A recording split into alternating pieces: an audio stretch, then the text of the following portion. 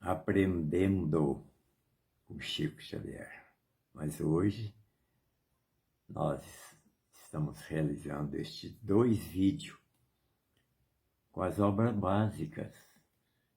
Fizemos o primeiro com Céu e Inferno e agora vamos nos valer do Livro dos Espíritos. É o principal livro da codificação, é a pedra angular do Espiritismo.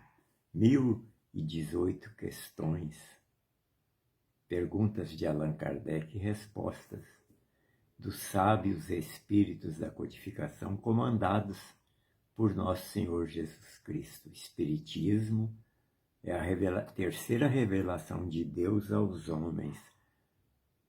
Não é os homens que inventaram o Espiritismo, é uma revelação de Deus, das leis cósmicas de amor e sabedoria.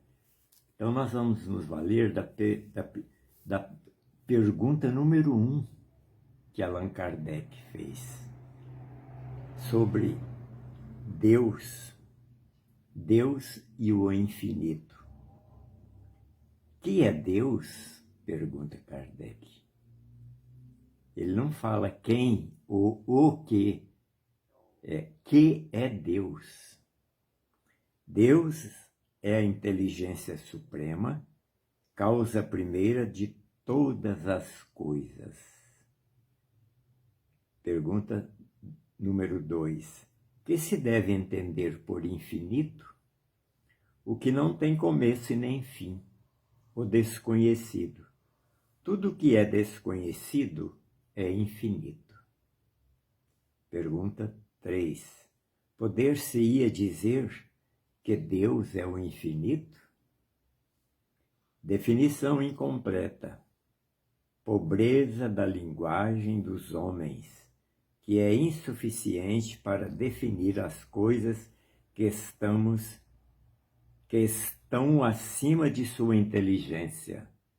Uma explicação de Kardec. Deus é infinito em suas perfeições. Mas o infinito é uma abstração. Dizer que Deus é o infinito é tomar o atributo pela própria coisa e definir uma coisa que não é conhecida por uma coisa que também não o é. Provas da existência de Deus. Pergunta 4. Onde se pode encontrar a prova da existência de Deus? As questões, perguntas de Allan Kardec são fantásticas. É o que a humanidade quer saber. Onde se pode encontrar a prova da existência de Deus? Num axioma que aplicais às vossas ciências. Não há efeito sem causa. Procurai a causa de tudo que não é obra do homem, e vossa razão vos responderá.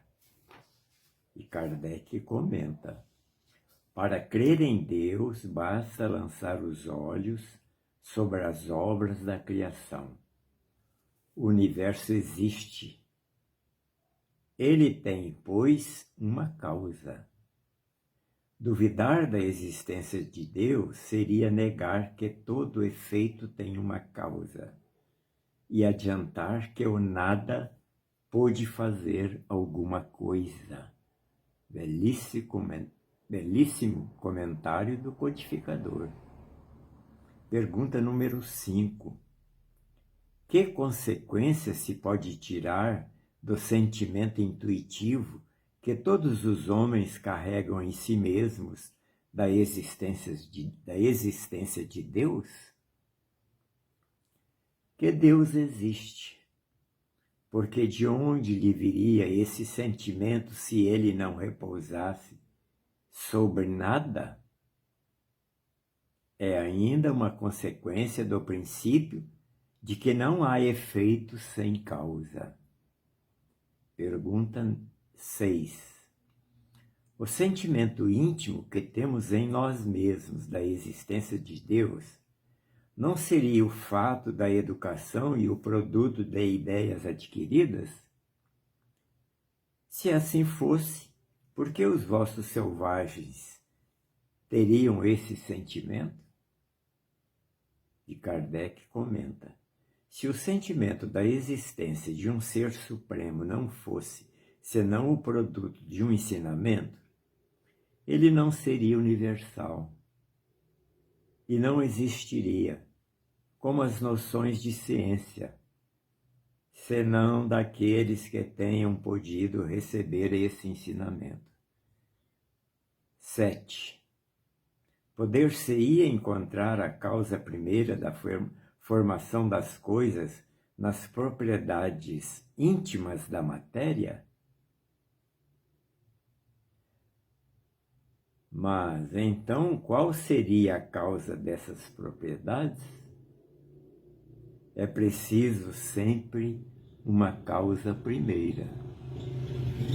Kardec comenta: atribuir a formação primeira das coisas às propriedades íntimas da matéria seria tomar o efeito pela causa, porque essas propriedades são elas mesmas um efeito que deve ter uma causa.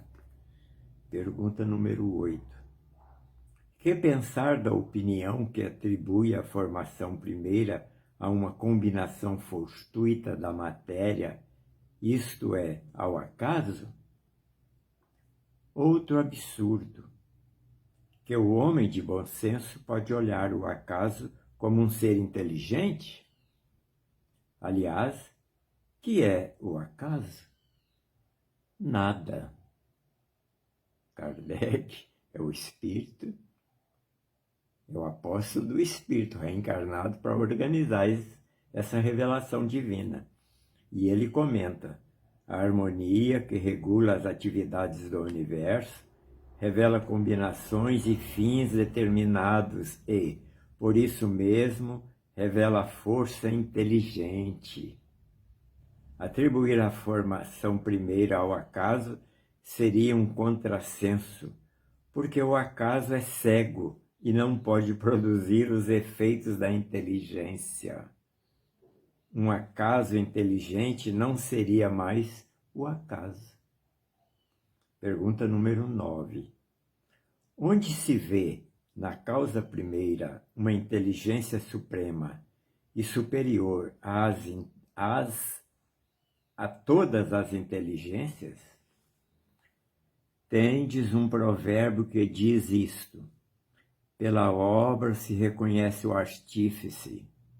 Pois bem, olhai a obra e procurai o artífice. É o orgulho que engendra a incredulidade.